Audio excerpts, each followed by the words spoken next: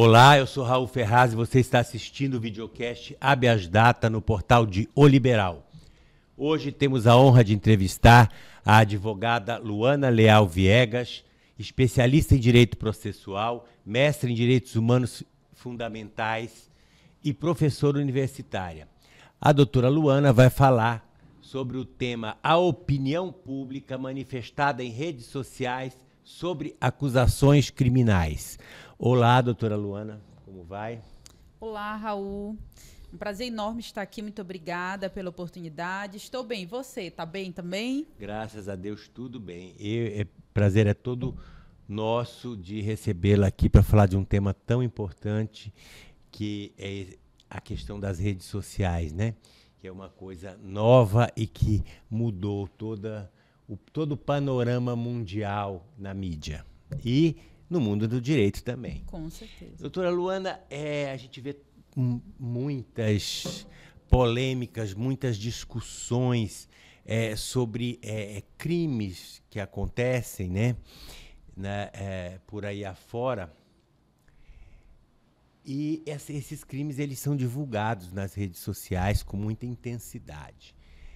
Quais os riscos da opinião pública interferir em uma decisão judicial?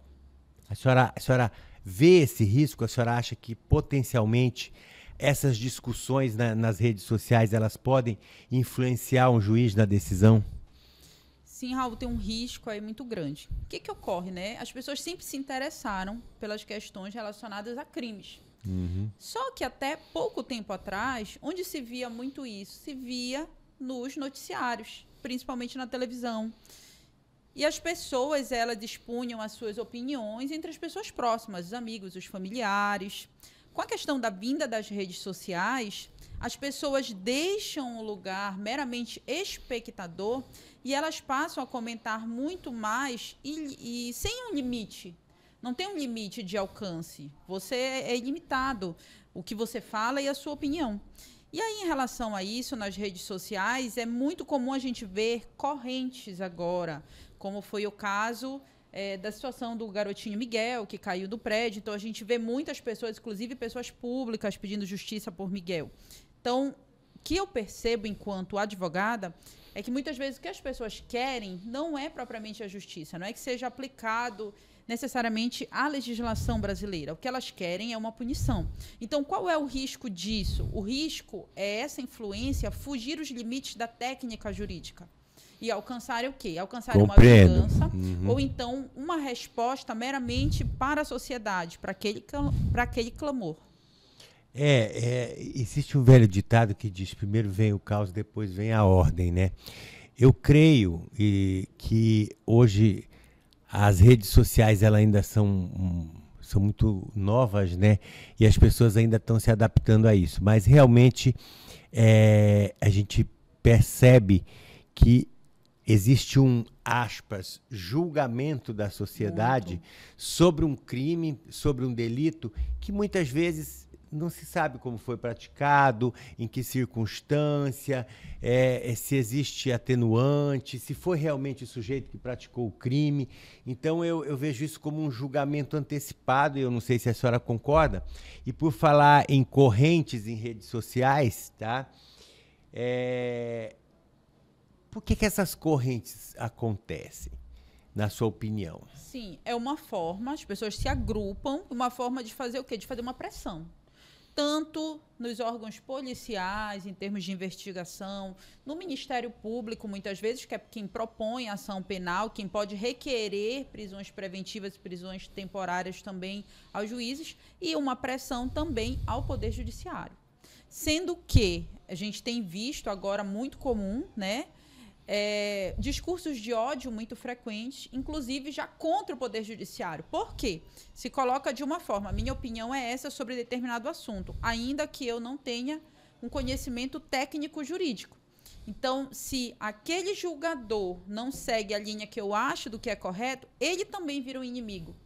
Certo? Então, isso é uma coisa que nós temos visto. A senhora está abordando um tema que ainda ontem, antes de ontem, eu estava vendo um videocast desse que toda hora está aí no YouTube, né? E o apresentador do programa dizia que ia se demitir, mas ele não se retratava sobre um determinado comentário que ele fez contra um juiz, um desembargador ou coisa assim. Me parece que era um crime contra um menor, tá? Quer dizer, às vezes as pessoas formam um juízo de valor equivocado sobre uma decisão judicial. Por quê? Porque um desembargador e um juiz, ele não vai olhar o caso de fora do processo, até porque a lei não permite. Exato. Ele tem que olhar o caso de dentro do processo, das provas que foram trazidas, da investigação inicial, se é permitido ou se não é permitido a decretação de uma prisão preventiva ou não, ou de uma outra custódia qualquer. Mas aquele que está na rede social e que às vezes está até apresentando um programa, um videocast, forma um juízo de valor equivocado, né? Então isso é muito perigoso, realmente. Mas essa influência, na sua opinião, pode acontecer para o órgão julgador? Ela pode acontecer, mas ela não deve. Não deve, até porque o juiz, ele é o quê? Ele é imparcial. E ele tem que analisar o quê? Ele tem que analisar, conforme você disse, ele tem que analisar a situação com base nas provas que tem e nas circunstâncias técnicas. É o caso de decretar uma prisão? Não é? É o caso de uma condenação? Qual o patamar fixado para uma condenação? Então, o Poder Judiciário, ele não deve ser influenciado pela opinião pública. Só que também o que a gente percebe um receio das pessoas de serem hoje, né, cancelado, como é o termo que é utilizado. Então, as pessoas evitam estarem sendo vistas e estarem sendo mal vistas. Isso é comum, as pessoas têm esse receio. Por quê? Porque algumas têm problemas, podem criar problemas no trabalho, na vida pessoal e até mesmo hostilizadas. Nós vimos também, do ano passado para cá, ministros do Supremo sendo, por exemplo, hostilizados na rua, até fora do país. Então, imagina uma insegurança dessa, criada principalmente onde? Em redes sociais. Então, as pessoas, elas estão indo, por um lado, a técnico, com uma intenção de alcançar um objetivo que muitas vezes se desconhece. Por que está querendo aquilo? Se aquilo realmente é cabível, se aquilo se enquadra nas normas de direito brasileiro. Perfeito. E qual é a importância de se construir na sociedade uma consciência quanto aos direitos constitucionais, como a presunção de inocência? A presunção de inocência foi muito discutida pelo Supremo, ora sim, ora não, agora está aí projeto de lei para mudar, para não mudar, enfim, mas é um princípio que está lá na Constituição, tá? Então, qual é a sua opinião sobre isso? É muito importante a população conhecer sobre os seus direitos, mas não apenas conhecer sobre os seus, e entender também o direito do outro. Em relação a processo os criminal, deveres também, né? Os deveres também. Em relação ao processo criminal, as pessoas muitas vezes entendem que se uma pessoa está sendo investigada ou se ela está sendo processada é porque ela é culpada. E não. Não, claro que não. A investigação em delegacia, o inquérito policial, ele é exatamente para subsidiar um possível processo criminal. E o processo vai ser aquele meio para se chegar ao final se aquela pessoa deve ser condenada ou não. Então, as pessoas precisam conhecer dos direitos do outro, dos seus direitos também, dos direitos do outro, dos deveres, como você muito bem pontuou, e que no processo você tem garantias. E as garantias, elas não são para que haja uma impunidade, elas são para que haja um julgamento justo. Por que nós temos o direito de ampla defesa? Para que ninguém seja condenado de uma forma arbitrária, para que as pessoas tenham a possibilidade de colocar o seu lado diante de uma acusação. Como você mesmo disse agora há pouco, pode ser que não tenha sido praticado o crime daquela forma, pode ser que haja uma atenuante, pode ser que não seja a pessoa que tenha cometido aquele crime. Então, o processo é exatamente isso. E as pessoas precisam compreender, porque é importante você entender a dinâmica, seja do direito seu, seja do direito do outro. O tempo é muito importante, principalmente no processo penal, porque o tempo ele tem um papel fundamental para que as coisas se amadureçam, para que as provas venham à tona. Sim, exatamente. Para que as circunstâncias que o crime foi cometido possam ficar mais evidentes. E aí se chegar a um juízo de valor sobre essa questão, se é culpado, se não é, se condena, se absolve. Eu até queria um parêntese, por gentileza, Raul, se você me permite. Claro, fique à vontade, que é uma conversa informal. O meu escritório, a gente advoga para um rapaz chamado Lucas, no estado do Maranhão. E nós estamos exatamente com um recurso pleiteando questões que seriam muito positivas para a defesa e que não se conseguia levar para frente, questões de nulidade, questão de prova. Por quê? O Lucas, ele é um rapaz acusado de ter estuprado e matado a cunhada. E aí, o que se está trazendo? Se está trazendo que, na verdade, eles tinham um relacionamento, que ele não cometeu aquele crime. E uma das provas que se pede é o quê? É o acesso aos telefones para se mostrar que realmente eles tinham esse contato, que eles tinham esse relacionamento e provar depois que ele não praticou o crime. Como é a situação? Foi um crime de enorme repercussão dentro do estado do Maranhão. E aí foi feito agora um documentário sobre o caso dele, sobre a ótica do quê? Sobre a ótica da defesa. Problemas que tiveram na perícia, que não comprovam determinadas teses da acusação. E nós estamos tendo esse cuidado exatamente porque, como foi um processo de grande repercussão no local, a forma como foi veiculada, as pessoas pensavam em massa que ele era culpado, que ele era réu confesso e outras situações influência da mídia. Exatamente. E das redes sociais. Das redes sociais, porque isso foi maciçamente divulgado nas redes sociais. Então, é um trabalho muito grande. Quando você se vê diante de um processo criminal, ele já é um processo delicado, porque ele envolve muitas vezes a liberdade, ele envolve bens jurídicos muito, muito preciosos. Mas quando se trata de um processo que ele ganha uma repercussão, é muito mais delicado para o acusado.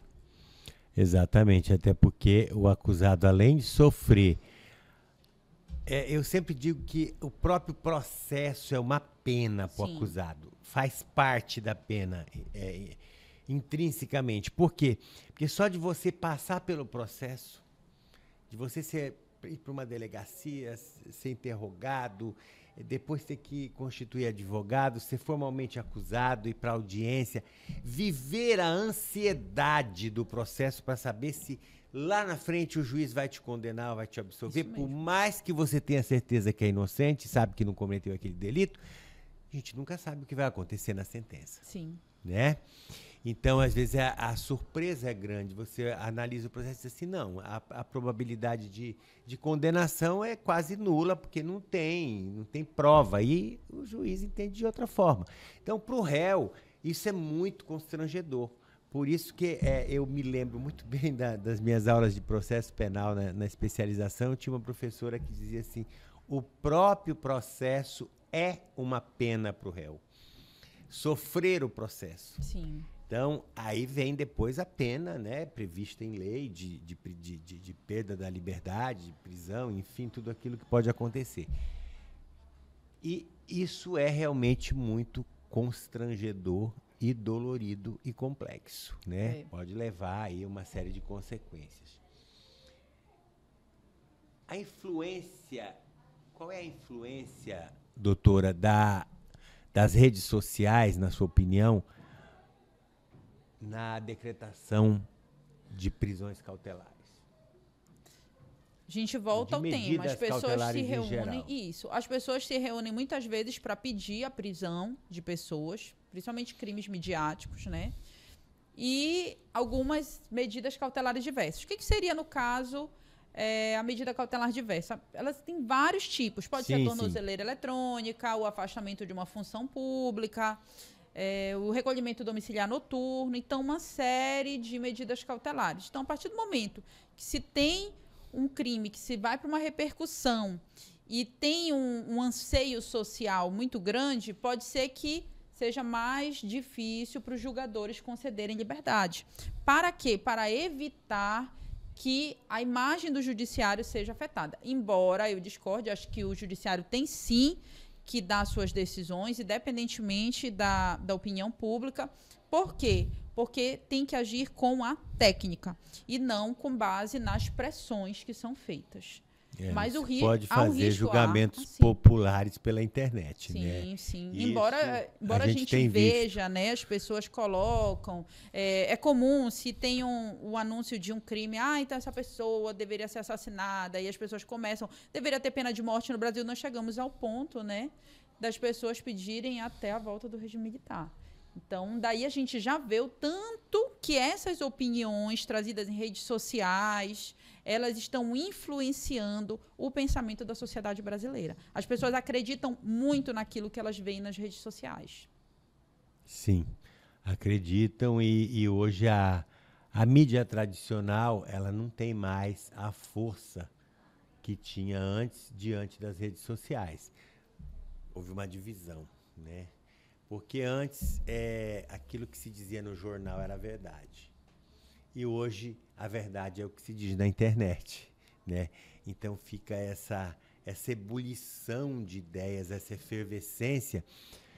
Tem seu lado positivo? Tem, mas também tem o lado negativo, né? Especialmente quando se trata de crimes e de julgamentos precipitados e sem nenhuma técnica. Mas, doutora Luana, foi um prazer imenso tê-la aqui e compartilhar com a gente o seu conhecimento na área de direito penal.